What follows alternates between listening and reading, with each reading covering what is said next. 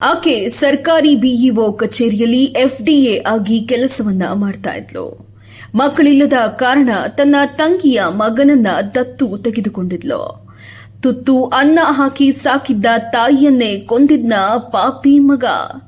S ವೀಕ್ಷಕರೇ, ಚಿಕ್ಕನಾಯಕನಹಳ್ಳಿ ತಾಲೂಕಿನ ನಿವಾಸಿ ಜಯಲಕ್ಷ್ಮಿ ಸಾವಿನ ಸುತ್ತ ಈಗ ಅನುಮಾನದ ಹುತ್ತ. ಅಷ್ಟಕ್ಕೂ ನಡೆದಿದ್ದಾದ್ರೂ ಏನು? ಚಿಕ್ಕನಾಯಕನಹಳ್ಳಿಯಲ್ಲಿ ನಡೆದ ಈ ಘಟನೆ ಸದ್ಯ ತಾಲೂಕನ್ನ ಬೆಚ್ಚಿ ಬೀಳಿಸಿದೆ. ಹೌದು, ಫೆಬ್ರವರಿ 19ರಂದು ಜೋಗಿಹಳ್ಳಿ 3ನೇ ವಾರ್ಡ್ ನಿವಾಸಿ 58 ವರ್ಷದ ಜಯಲಕ್ಷ್ಮಿ ರಾತ್ರಿ ಮಲಗಿ ಬೆಳಗ್ಗೆಯಷ್ಟರಲ್ಲೇ ಸಾವನ್ನಪ್ಪಿರುವುದು ಕಂಡುಬಂದಿತು. ಯಾವುದೋ ಸಮಯದಲ್ಲಿ ಜಯಲಕ್ಷ್ಮಿ ಉಸಿರುಗಟ್ಟಿಸಿ ಕೊಲೆಗೀಡಾಗಿರುವ ಶಂಕೆ ವ್ಯಕ್ತವಾಗಿದೆ. ಮೃತ ಜಯಲಕ್ಷ್ಮಿ ತುರುವೇಕೆರೆ ತಾಲೂಕು ಬಿಇಒ ಕಚೇರಿಯಲ್ಲಿ ಎಫ್ಡಿಎ ಆಗಿ ಕೆಲಸವನ್ನ ನಿರ್ವಹಿಸುತ್ತಿದ್ದರು. ಜಯಲಕ್ಷ್ಮಿಯವರಿಗೆ ತನ್ನ ಗಂಡನ ಕೆಲಸವನ್ನ ನೀಡಲಾಗಿತ್ತು.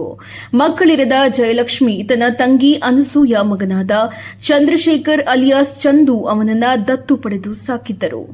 ಘಟನೆಗೆ ಸಂಬಂಧಿಸಿದಂತೆ ಮುಂಜಾನೆ ಮೃತದೇಹವನ್ನ ಕಂಟಲಗೆರೆ ಗ್ರಾಮದ ತೋಟದಲ್ಲಿ ಮಣ್ಣು ಮಾಡಲು ಸಿದ್ದತೆ ನಡೆಸುತ್ತಿದ್ದ ವೇಳೆ ಅನುಮಾನಾಸ್ಪದ ಚಟುವಟಿಕೆ ಗಮನಿಸಿದ ಕೇಬಲ್ ಶ್ರೀನಿವಾಸ್ ಎಂಬಾತ ಪೊಲೀಸರಿಗೆ ಮಾಹಿತಿಯನ್ನ ನೀಡಿದ್ದಾರೆ. ಇದೇ ಚಿಕ್ಕನಾಯಕನಹಳ್ಳಿ ಟೌನ್ ಮಾಲಸಿ ಬಡಾವಣೆಯಲ್ಲಿ ನಾವು ವಾಸ ಇರೋದು. ನಾನು ಕೇಬಲ್ ನೆಟ್ವರ್ಕ್ ಕೆಲಸ ಮಾಡ್ತಾ ಇದ್ದೆ. ಆಗ ನನಗೆ ಜಯಲಕ್ಷ್ಮಿ ಅಂತ ಹೇಳ್ಬಿಟ್ಟು ಒಬ್ಬರು ವಿಡಿಯೋ ಪರಿಚಯ ಆದರು. ಬಟ್ ಆಕೆ ಒಳ್ಳೆ ವ್ಯಕ್ತಿ. ಆಮೇಲೆ ನನಗೂ ಅವ್ರ ಪರಿಚಯ ಚೆನ್ನಾಗಿ ಪರಿಚಯ, ಸ್ವಲ್ಪ ಪ್ರೀತಿಗೆ ತಿರುಗ್ತು.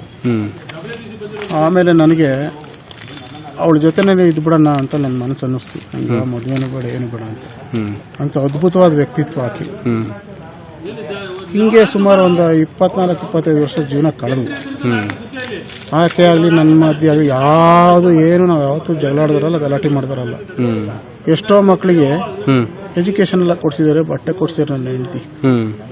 ನನ್ನ ಸಹ ಹಾಸ್ಪಿಟ್ಲ್ ಚೆನ್ನಾಗಿ ನೋಡ್ಕೊಂಡು, ಅದಕ್ಕೋಸ್ಕರ ನಾನು ಇರ್ಲಿ ಬಿಡು, ನನ್ನ ಜೊತೆಲಿ ಹಿಂಗೆ ಚೆನ್ನಾಗಿದ್ದು ಬಿಡಮ್ಮ ಇರೋವರೆಗೂ ಅಂತ ನಾನು ಅವ್ರಿಗೆ ಹೇಳಿದೆ.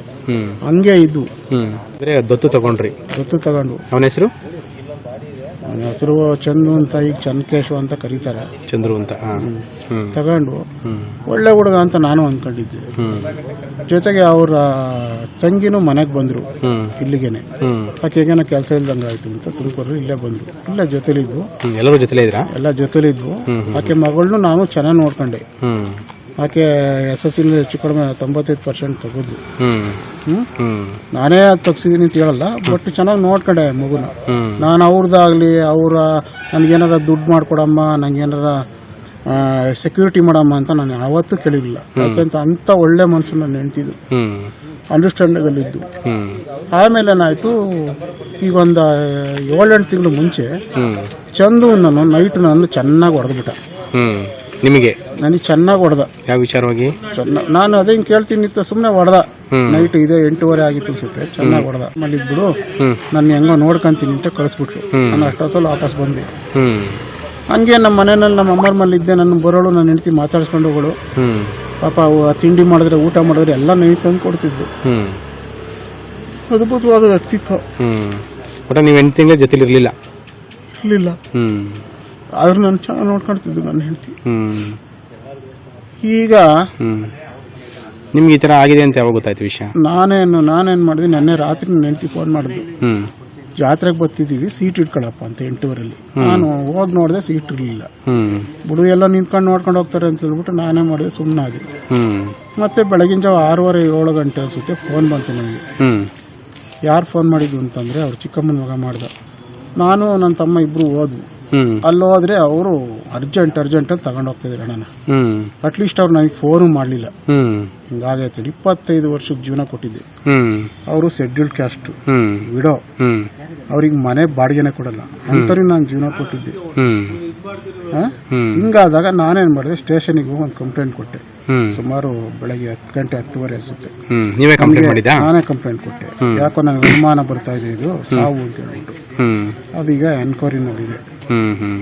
ದಯವಿಟ್ಟು ನನಗೆ ನ್ಯಾಯ ಕೊಡಿಸಿ. ಯಾಕೆಂದ್ರೆ ಒಬ್ಬ SC ಕೂಡ ನಾನು ಜೀವನ ಕೊಟ್ಟಿದ್ದೀನಿ. ಅದು ನನ್ನ ತಪ್ಪೋ ಸರಿನೋ ನಮ್ಮ ಜನನೇ ಅದನ್ನು ಡಿಸೈಡ್ ಮಾಡಿ. ದಯವಿಟ್ಟು ನಿಮ್ಮ ಪರವಾಗಿ ಬನ್ನಿ.